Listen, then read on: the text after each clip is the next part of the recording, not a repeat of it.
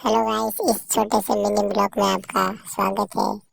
तो आपको दिखाता हूँ आज हमारे खेत का सुबह का नज़ारा। हमारे इस छोटे से ब्लॉग में बने रहे। आप हमारे इस ब्लॉग को लाइक करें, चैनल को सब्सक्राइब करें एंड फॉलो करें। प्लीज़, ये मेरा फर्स्ट ब्लॉग है, इसे ज़्यादा से ज़्यादा शेयर करें और अपना प्यार और सपोर्ट दिखाएं। अभी देखिए, ये धान है क्योंकि नीचे गिर चुका है हवा के कारण।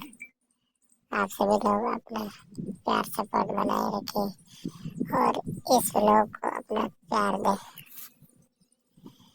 ये देखिए, ये हमारी धान है जो कि नीचे गिर चुकी है और ये हमारे गायों का घास है।